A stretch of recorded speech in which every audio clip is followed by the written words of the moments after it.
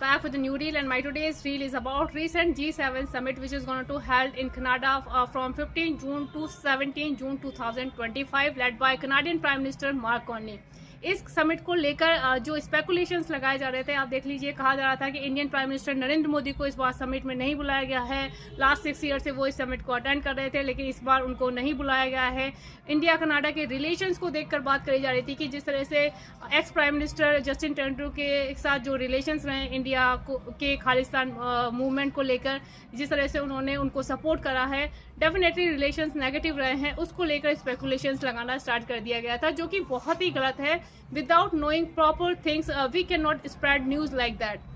ये सारे speculations spread कर दिए गए थे फ्रॉम जून स्टार्टिंग। आप देख लीजिए कि जून स्टार्टिंग से हमने इस तरह के स्पेकुलेशंस स्टार्ट कर दिए गए थे, जबकि ये समिट होने वाली है 15 टू 17 जून में। मतलब इतने टाइम से पहले हम चीज़ों को स्पेकुलेट कर रहे हैं, वो भी इंटरनेशनल लेवल पे चीज़ें कर रहे हैं, जो कि बहुत ही गलत है। इससे कंट्री की डेफिनेटली इमेज लेट डाउन होती है, क्योंकि लोग बाग उस न्यूज़ के अकॉर्डिंग अपने व्यूज़ रखने लग जाते हैं, चीज़ें उस लेवल पर हो जाती है, जो कि एक गलत कॉन्सेप्ट है।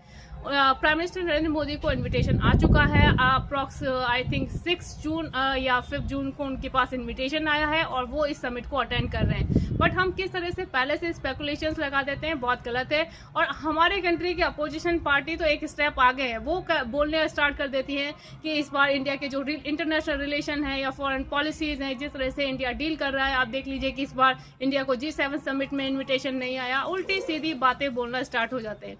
तो ये जो भी चीज़ें हैं बहुत ही गलत है, ये कंट्री की इमेज को ख़राब करती है, क्योंकि हम कई बार देखते हैं कि अपोजिशन पार्टी गवर्नमेंट को लेट डाउन करते करते कंट्री को लेट डाउन कर जाती है, जो कि हमारी कंट्री की इमेज के साथ बहुत ही नेगेटिव हो जाता है। तो हमें इन सब चीज़ों का ध्यान रखना चाहिए, इस तरह की न्यूज़ स्प्रेड नहीं होने देनी चाहिए, क्योंकि समहाउ ये हमारी कंट्री के लिए ही नेगेटिव जाती है। प्राइम मिनिस्टर नरेंद्र मोदी इस समिट में जाएंगे और G7 समिट अटेंड करेंगे, बट आप देख लीजिए कि हम कब से इस तरह की स्पेकुलेशंस लगा रहे हैं, किस तरह से नेगेटिव थिंग्स स्प्रेड कर रहे हैं, जो कि रियल में सिचुएशन वो है ही नहीं, हम अपनी अज्यूम करके चीज़ें डिसाइड कर रहे हैं बातों को।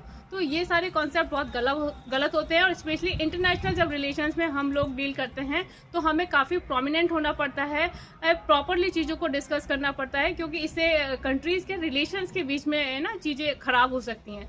तो I hope people will understand, और ये सारी चीज़ें प्रॉपर हों, इट्स रियली इंपॉर्टेंट। गवर्नमेंट को इन सब चीज़ों को लेकर भी काफ़ी सीरियस होना चाहिए, और इस तरह की मिसलीडिंग इन्फॉर्मेशन नहीं स्प्रेड करनी चाहिए, क्योंकि जो समिट 15 और 17 जून को होने वाली है, लोग बाग उसके लिए स्पेकुलेशंस लगा रहे हैं 1 जून से ही। तो ये सारी चीज़ें काफ़ी नेगेटिव इम्पैक्ट क्रिएट करती हैं सोसाइटी में। So hope you guys get it well.